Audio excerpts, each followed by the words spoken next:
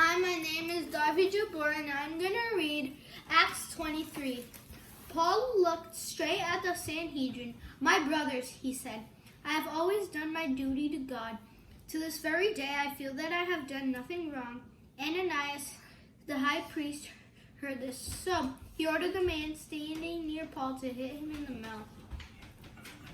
Then Paul said to him, "You pretender, God will hit you.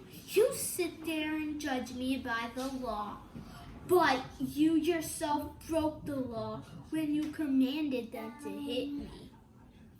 Those who were standing near Paul said, "Who dare you talk like that to God's high priest?"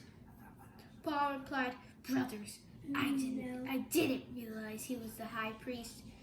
It is written, 'Do not speak evil about the ruler of your people.'" Paul knew that some of them were Sadducees and the others Pharisees, so he called out in the Sanhedrin. "My brothers," he said, "I am a Pharisee. I am the son of a Pharisee. I believe that people will rise from the dead. That's why I am on trial." When he said this, the Pharisees and the Sadducees started to argue. They began to take sides. The Sadducees said that people will not rise from the dead. They don't believe there are angels or spirits either, but the Pharisees believe all these things.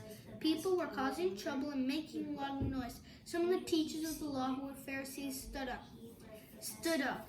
They argued strongly.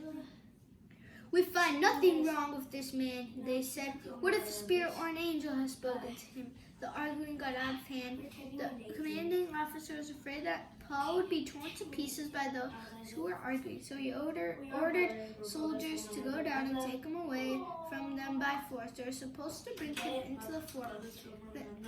The next night the Lord stood near Paul. He said, "Be brave. You have given witness about me in Jerusalem. You must do the same in Rome."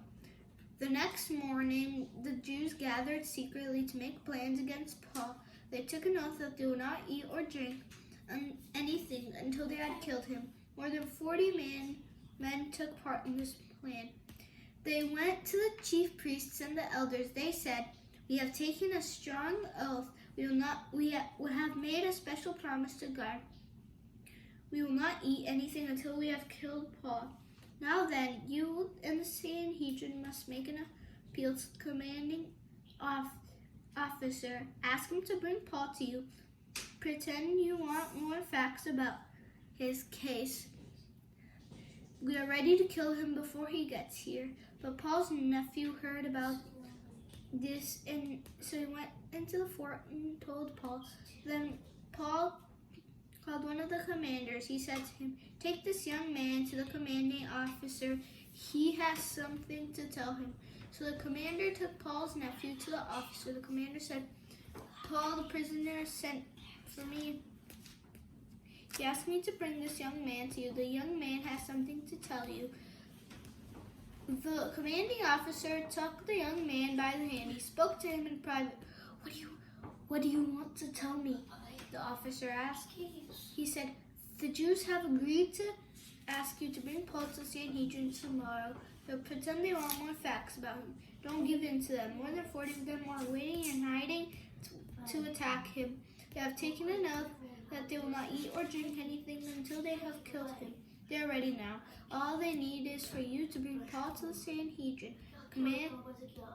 The officer let the young man go, but he gave him a warning. "Don't tell anyone you have reported this to me," he said. Then the commanding officer called for 2 of his commanders. He ordered them, "Gather a company of 200 soldiers, 70 horsemen, and 200 men armed with spears. Get them ready to go to Caesarea at 9 o'clock tonight. Provide horses for Paul so that he may be taken safely to Governor Felix." Here's a letter the officer wrote.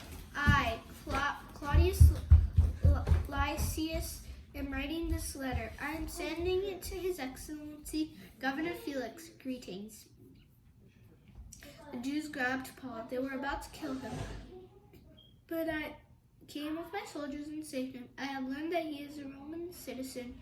I wanted to know why they were bringing charges against him, so I brought him to their Sanhedrin. Found out that the charge was against The charge against him was based on questions about their law, but there's no charge against him worthy of death or prison.